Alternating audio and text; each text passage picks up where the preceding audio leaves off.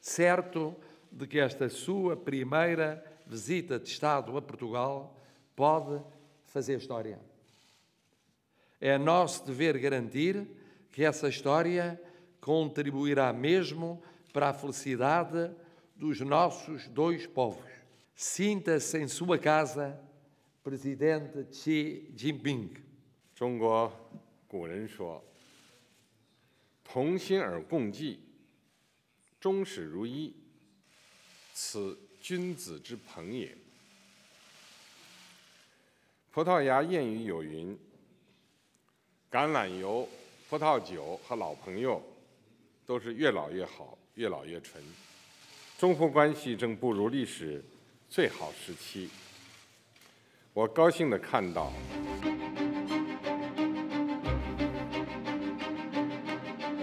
Em 1949, com a chegada de Mao ao poder, Salazar alinha com os Estados Unidos e, apesar da presença portuguesa em Macau, Lisboa não reconhece a República Popular da China e estabelece relações com Taiwan.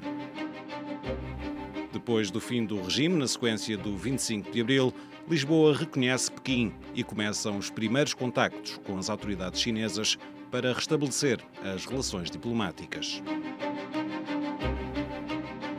Quando a China entrou para as Nações Unidas e substituiu Taiwan em 1971, a China pediu imediatamente que Macau fosse retirado da lista dos territórios colonizados, porque a China entendeu sempre, desde essa altura, nas Nações Unidas, que Macau teria que ser um território chinês e não um território na lista da Comissão de Descolonização.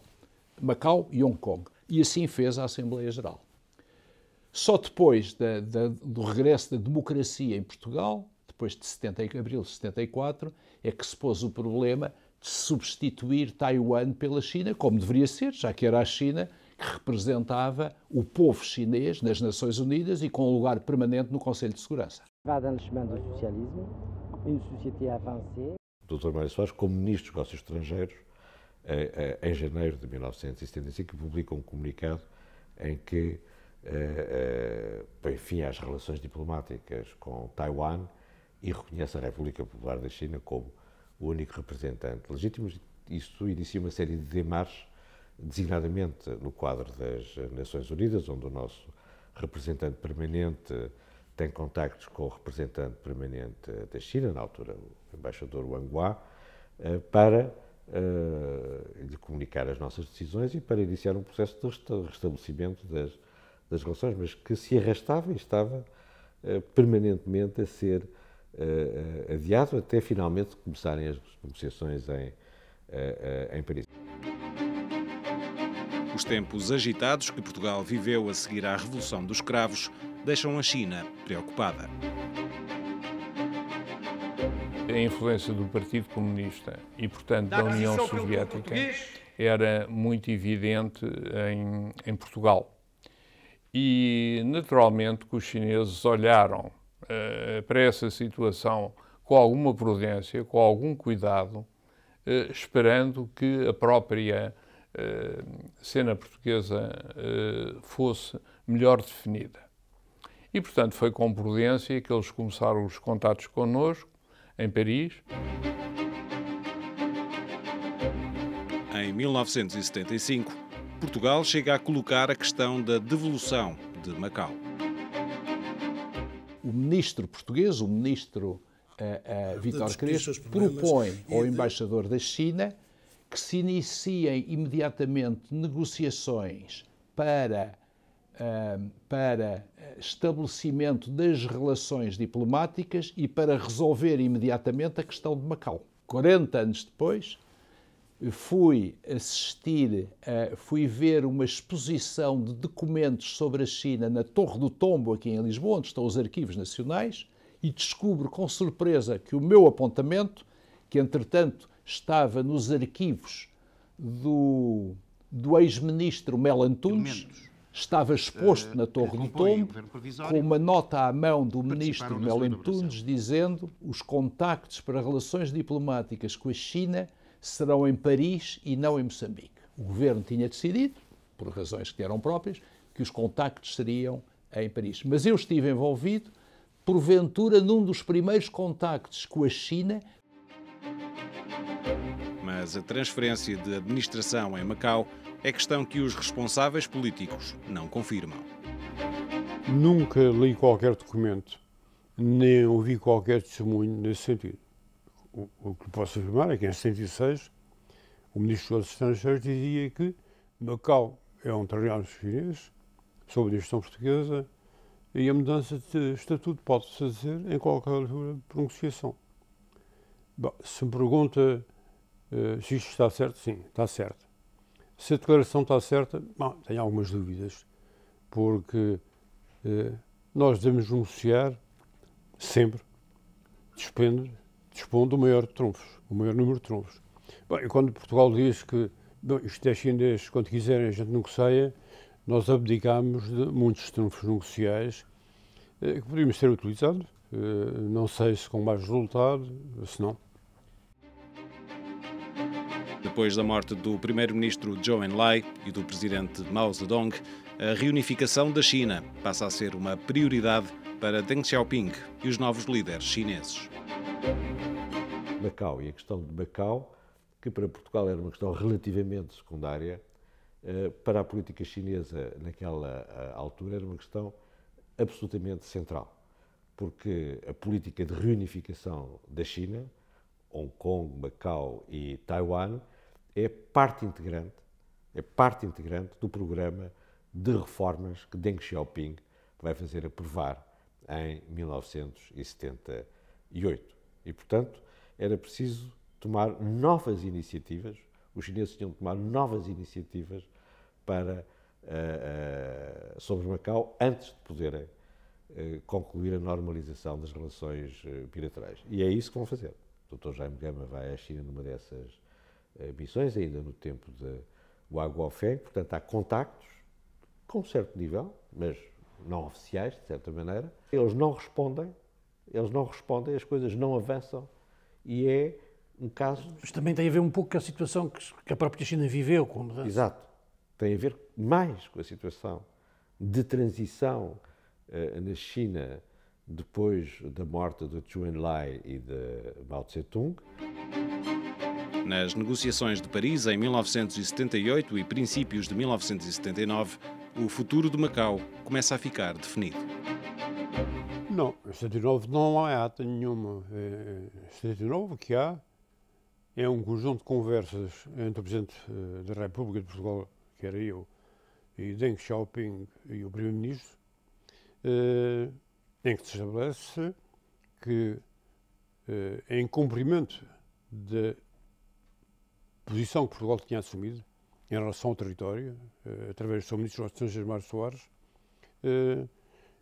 a questão se poderia e deveria negociar, que as negociações seriam abertas por acordo entre os dois países e seriam feitas como são feitas quaisquer negociações bilaterais internacionais.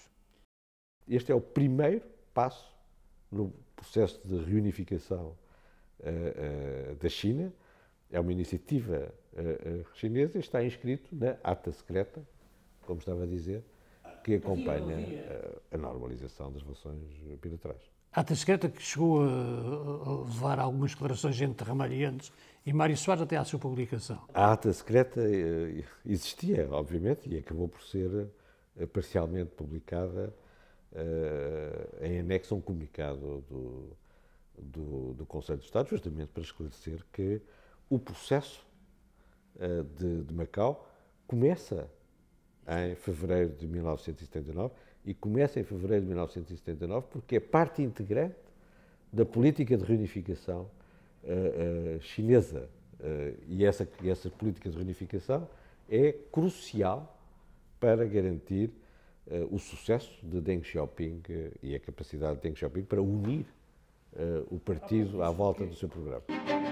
Portugal e a China restabelecem relações diplomáticas, avançam para a abertura de embaixadas em Lisboa e em Pequim, mas o acordo sobre o futuro de Macau fica para mais tarde. Ao estabelecermos relações em 79, a ideia de que o problema de Macau, ou a questão de Macau, ia ser resolvida entre os dois países, se possível da maneira mais amigável, que fosse viável para os dois lados. Isso estava em cima da mesa, nunca se duvidou. Entre 79, portanto, na altura que abriu a Embaixada em Pequim e a chinesa em Lisboa, e o ano de 86, por aí, os chineses basicamente não queriam falar sobre questões de Macau, porque diziam esse assunto está definido. O tempo que estive em Pequim foi 79, 80, 81. E aí, falar de Macau, não. Com o acordo sobre Hong Kong assinado, a China decide avançar para negociações com Portugal para tratar da questão de Macau, como estava decidido desde 1979. Na preparação que fiz para a visita, não se considerou especificamente esse aspecto. Mas não fiquei surpreendido porque essa questão estava resolvida e resolvida desde 1976. De maneira que quando me dizem que, em Pequim, que à semelhança do que ia acontecer com Hong Kong, gostariam que se iniciassem negociações para a transferência de Macau para a China, não fiquei surpreendido. O ato formal é durante a visita de Estado do general Ramalhianes, e o anexo prevê que, no momento considerado oportuno por ambas as partes, esse mecanismo é acionado. E o mecanismo só é acionado, efetivamente, nesse momento. Há declarações anteriores, há contactos anteriores, há declarações públicas do antigo Presidente da Câmara de Pequim, a anunciar que depois de Hong Kong é Macau, portanto, a um certo nível, mas representantes do partido e não dirigentes com responsabilidades oficiais no Conselho de Estado ou no Ministério dos Negócios Estrangeiros chinês, mas há obviamente uma preparação. A visita de 84, se eu não cito mal, do então Presidente chinês a Lisboa, a questão não é colocada. Tanto quanto sei, mas não conheço as atas da reunião. Tive em Macau um ano, como sabe, enquanto militar, e tive a ocasião de contactar com a China através dos muitos escritos que havia na então Biblioteca Comunista de Macau. Portanto, eu conhecia um pouco a China. Mas apesar de conhecer um pouco a China, a sua história, não deixei de ficar surpreendido. Surpreendido pela cultura daquele povo, pelo ambiente de mudança que se notava, pelos grandes propósitos do seu líder na altura, máximo, que era Deng Xiaoping. As conversações até podiam ter começado antes de 1986, mas o general Lianes quis que elas começassem depois do fim do seu mandato e quando houvesse um novo presidente eleito. E, nesse sentido, a decisão que é tomada durante a visita oficial do presidente Ramalhianes a Pequim em 1985 é de que as conversações vão começar, as conversações bilaterais sobre a questão de Macau, nos termos previstos pelo anexo secreto de 1979, vão começar um ano depois daquela visita. E, efetivamente, um ano depois, já depois da eleição do presidente Mário Soares, as conversações começam.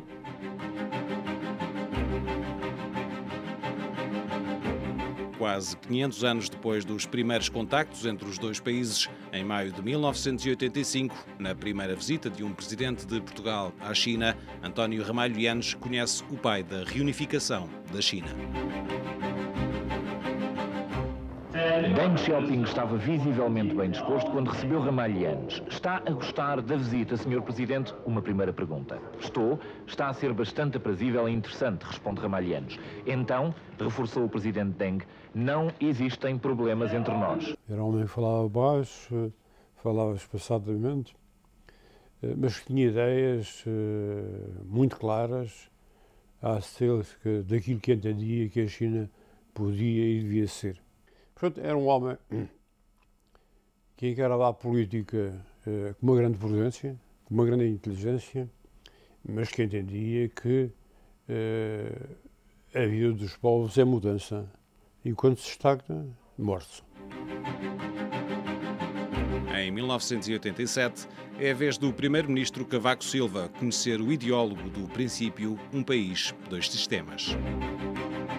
Eu encontrei um homem pequeno, vestido à mal, cinzento, num diálogo muito aberto, e nunca mais me esqueço, quando falámos de Macau, falámos de um acordo que fixava em 50 anos o período durante o qual seria mantido o sistema económico e social de Macau, a maneira de viver dos macaenses, e ele acrescentou imediatamente: não, vai se manter muito para além de 2050, porque isso é o melhor para aqueles que habitam Macau, para o território. Estou convencido que se manterá para além de 2050. Ele explicou-me que a revolução era uma revolução que iria tentar ser muito pragmática, e admitia-se que houvesse erros a remediar, houvesse recusa a fazer, e isto era muito mais possível com um universo menos aberto e exigente que o universo industrial. Era muito mais fácil se houvesse correções, e haveria com certeza a fazer, elas fossem feitas na agricultura. E que esta revolução na indústria, na agricultura, iria permitir um estudo, uma experiência que depois seria aproveitada para fazer a modificação na indústria. Foi também uma conversa muito interessante sobre aquilo que se passava na União Soviética, então, o tempo do Sr. Gorbachev. E é um homem que me revelou que a China tinha uma diplomacia milenar. A forma como ele falava da recuperação de Taiwan não era qualquer coisa que se ia fazer amanhã nem depois, mas estava na mente de uma forma milenar. Aliás, Portugal tinha já aceitado o compromisso de que havia só uma China. Portanto, é uma viagem que eu nunca mais me esqueço, até também a visita que me foi proporcionada à cidade proibida. E é no centro milenar do poder chinês que Cavaco Silva começa a escrever a história do futuro de Macau.